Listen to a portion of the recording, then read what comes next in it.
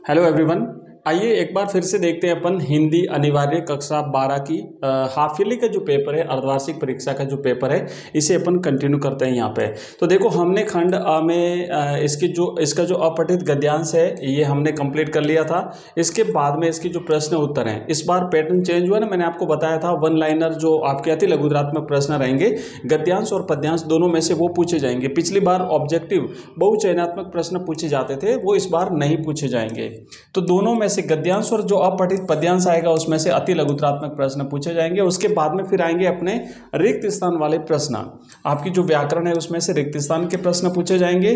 उसके बाद में अपना जो पारिभाषिक शब्दावली है इसमें से 2 नंबर के प्रश्न पूछे जाएंगे। फिर अपने लघुत्रात्मक प्रश्न आएंगे, जैसे कि हमने कंप्लीट कर लिए हैं। और पीडीएफ मैंने आपको पहले ही बताया है कि हमारा जो ऐप है एजुकेशन राइज नाम से, उसमें आपको ये पूरी कंप्लीट पीडीएफ मिल जाएगी। पूरा पेपर आपका जो है, इस प्रकार के हमने टोटल 10 पेपर बनाए। मैं एक बार फिर से आपको बता दूं कि हमने टोटल 10 मॉडल पेपर्स बनाए हैं, हिंदी कंपलसरी के, हिस्ट्री के, सबके आपको मिलेंगे।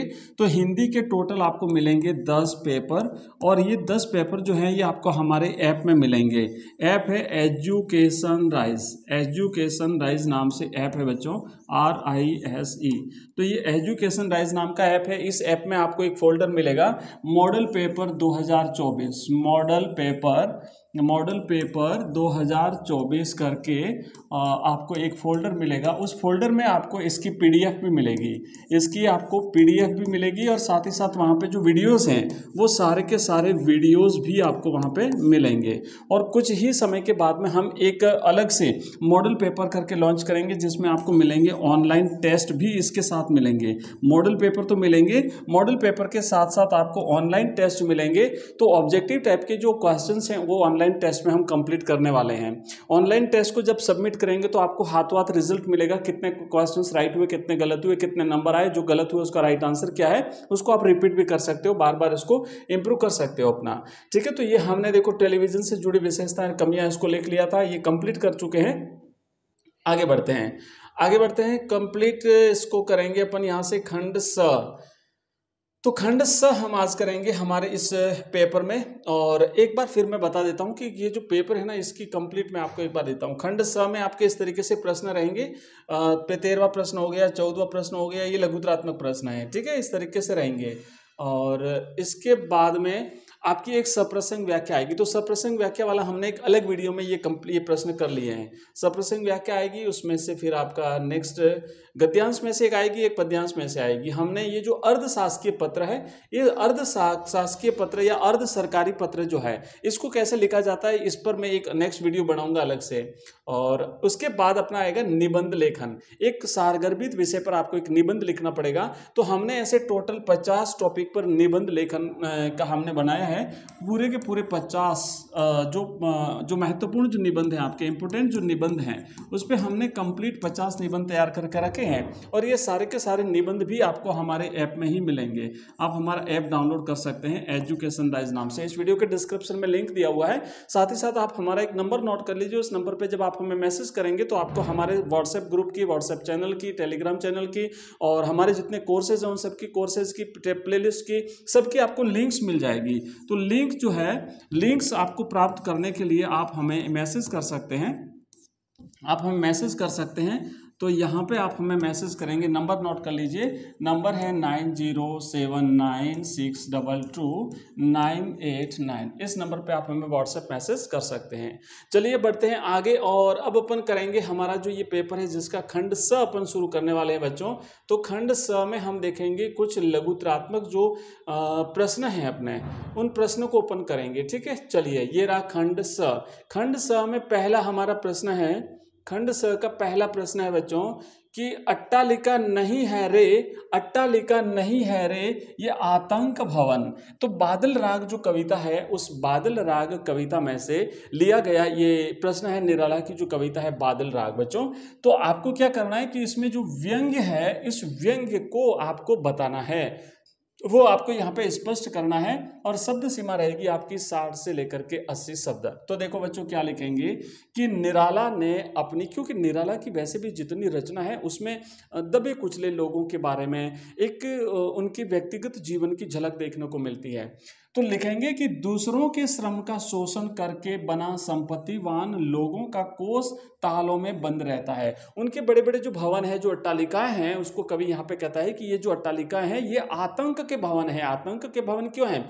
क्योंकि उन गरीब लोगों का शोषण करके, उनको आतंकित करके, उनको परेशान करके, उनसे मजबूरन काम करवा करके ये भवन जो है वो खड़े किए गए हैं। आगे क्या कहता है कवि कि उसका प्रयोग दीन दुखियों की पीड़ा हरने में नहीं होता बल्कि उनको और ज्यादा पीड़ित करने में होता है। इसीलिए ये अट्टालिकाएं आतंक भवन कवि उनको कहता है। उनको अपने धन को क्रांतिकारियों द्वारा छीनने का भय सदा बना रहता है। अब इन्होंने ये जो भवन बना तो दिए, पर इन्हें हमेशा भय सताता है कि कभी भी ये क्रांतिकारी जो है वो क्रांति कर सकते हैं। परिणाम स्वरूप धनवान लोग सदा क्षुब्ध और असंतुष्ट रहते हैं। पूंजीपतियों की विशाल और गगनचुंबी अट्टालिकाओं को कवि सुख सुविधा संपन्न निवास स्थान नहीं मानता बल्कि हमेशा भयभीत रहने वाला मानता है। इसका निर्माण किसान मजदूरों के शोषण से तथा दूसरों को आतंकित करने के लिए हुआ है।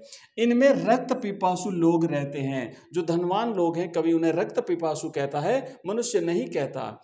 कवि यह भी सोचता है कि इसमें रहने वाले धनवान लोग क्रांति की आशंका से सदा आतंकित रहते हैं। उन्हें डर रहता है कि कभी भी क्रांति हो सकती है और अगर क्रांति हुई तो इन जो पूंजीपति वर्ग है इनका नाश निश्चित है। इन भवनों को आतंक भवन कह करके कवि ने पूंजीवादी शोषण की मनोवृत्ति पर करारा व्यंग्य किया है। तो प्रश्न क्या था कि इस पंक्ति में निहित व्यंग्य को स्पष्ट करना है। तो व्यंग्य क्या है कि कवि यहाँ पर इन भवनों में, इन बड़े बड़े ऊंचे ऊंचे भवनों अट्टालिकाओं में रहने वाले लोगों की जो मनोवृत्ति है, क्या मनोवृत्ति है? जो शोषण की मनोवृत्ति है, गरीब दबे कुचले लोगों को शोषण की जो मनोवृत्ति है उसको उजागर किया है कवि ने। आगे बढ़ते हैं बच्चों, ये तो हो गया 11वां प्रश्न। नेक्स्ट 12वां प्रश्न है। अगला 12वां प्रश्न है बच्चों कि मनुष्य की क्षमता किन बातों पर निर्भर करती है? मनुष्य की क्षमता किन बातों पर निर्भर करती है? बाबा साहेब भीमराव अंबेडकर के मेरी कल्पना का आदर्श समाज पाठ के आधार पर स्पष्ट कीजिए।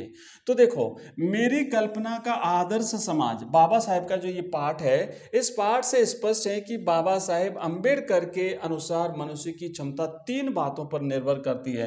पहली बात है शारीरिक वंश परंपरा, दूसरी बात है सामाजिक उत्तराधिकार अर्थात सामाजिक परंपरा के रूप में माता पिता की कल्याण कामना, शिक्षा तथा वैज्ञानिक ज्ञानार्जन आदि सभी उपलब्धियां, और तीसरा है मनुष्य के अपने प्रयत्न।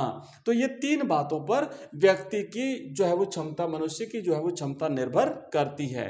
अगला क्वेश्चन है हमारा 13वां, और 13वें प्रश्न में पूछा गया प्रश्न है बच्चों, आपको इसी तरीके से आंसर लिखना है। मैं आपको कुछ समय बाद में ट्रिक्स बताऊंगा कैसे एग्जाम में लिखोगे ताकि अच्छे से अच्छे नंबर प्राप्त कर सको आप। प्रश्न लिखा है कि पहलवान की ढोलक, रेणु जी की जो कहानी है पहलवान की ढोलक नामक कहानी में लुट्टन सिंह एक ऐसा पात्र है जो प्रारंभ से लेकर मृत्यु पर्यंत जिजीविषा का अद्भुत दस्तावेज है। जिजीविषा का तात्पर्य होता है बच्चों जीवन जीने की इच्छा, है ना, जीवन जीने की इच्छा रखने वाला, जीवन जीने की इच्छा। तो इसे जिजीविषा कहा गया है कि जिजीविषा का अद्भुत दस्तावेज है। कौन? लुट्टन सिंह, जो पहलवान जो था वो। कैसे स्पष्ट करना है समझाइए। तो शुरू से लिखना है। क्या कहा है कि इस कहानी में लुट्टन सिंह एक ऐसा पात्र है जो प्रारंभ से लेकर मृत्यु पर्यंत, तो आपको याद होगा कि कहानी की शुरुआत होती है उस समय ये कहा गया है कि जब वो 9 वर्ष की अवस्था का था, जब उसकी अवस्था 9 वर्ष की थी तभी उसके माता पिता की मृत्यु हो जाती है। उसका पालन पोषण उसकी सास के द्वारा किया जाता है, विधवा सास के द्वारा उसका पालन पोषण किया जाता है। वो विधवा सास जो उसकी थी वहां पे उनकी गायों को चराता था, वहीं पर धारोष्ण दूध पीता था। पोषण करने के लिए लुट्टन सिंह का प्रारंभिक जीवन संघर्षपूर्ण पूर्ण रहा और वहीं पर वो उस धारोष्ण दूध को पीता था। साथ ही साथ लोग जो है उसकी सांस को परेशान करते थे, तो उनसे बदला लेने के लिए वो कसरत करता था और उसी से वो पहलवान बन गया, हट्टा कट्टा हो गया। उसके बाद में वो राजा साहब के वहाँ अपने हमने देखा पहलवानी को जिद करके वो जीतता है, फिर राजा साहब के यहाँ रह जाता है राज पहलवान बन करके। बाद में वो उसे जब नए राजा उत्तराधिकारी का पद संभालते हैं तो उन्हें निकाल दिया जाता है, वो अपने गांव में आ जाता है। फिर गांव में महामारी फैलती है, दंगल में पहलवानों का मुकाबला करने में, बाद में सास और पत्नी की मृत्यु होने और 2 पुत्रों के शवों को स्वयं दफनाने में और जीवनांत तक ढोलक बजाते रहने से लुट्टन सिंह की जिजीविषा का परिचय मिलता है। तो इतनी सारी परेशानियों के बावजूद भी अंतिम समय तक वो लगातार ढोलक बजाता रहा। आगे बढ़ते हैं। नेक्स्ट प्रश्न है हमारा, अगला प्रश्न है हमारा 13वां प्रश्न। एक प्रश्न बच्चों आएगा आपके एग्जाम में पूछा जाएगा, किसी कवि या किसी लेखक का व्यक्तित्व एवं साहित्यिक परिचय लिखिए, है ना। किसी लेखक या किसी कवि, एक लेखक और एक कवि का आपको क्या करना पड़ेगा, व्यक्तिगत एवं साहित्यिक परिचय आपको लिखना पड़ेगा। व्यक्तिगत एवं साहित्यिक परिचय आपको लिखना पड़ेगा। और ये जो है वो आप ये परिचय जो है ये पूरा का पूरा 4 नंबर का आपका रहेगा प्रश्न। तो किस तरीके से लिखना है यहाँ पे मैं अच्छी तरह से आपको बता देता हूँ। साहित्यिक परिचय में व्यक्तिगत परिचय और साहित्यिक परिचय आपको दोनों चीजें लिखनी है। उसका व्यक्तिगत परिचय भी लिखना है और उसका साहित्यिक परिचय लिखना होता है। अगर साहित्यिक परिचय पूछा जाता है, जैसे हिंदी साहित्य में पूछा जाता है, तो वहां पे केवल साहित्यिक परिचय ही लिखा जाता है। तो हम जैसे लिखेंगे कि कवि कुंवर नारायण का कवि परिचय लिखिए। कवि कुंवर नारायण, जिनकी 2 रचनाएं अपने सिलेबस में है। एक तो है कविता के बहाने, है ना, कविता के बहाने, और एक है दूसरी है हमारी कविता के बहाने, और दूसरी इनकी कविता है बच्चों बात सीधी थी पर। तो हम यहाँ पे इन जो है कवि कुंवर नारायण साहब का परिचय जानते हैं। तीसरा सप्तक आपको याद होगा, अज्ञेय, है ना, सच्चिदानंद हीरानंद वात्स्यायन अज्ञेय साहब ने सप्तकों का प्रकाशन किया था। तो तीसरा सप्तक जो था उसमें प्रत्येक सप्तक में 7 कवियों की रचनाओं को संकलित किया गया है।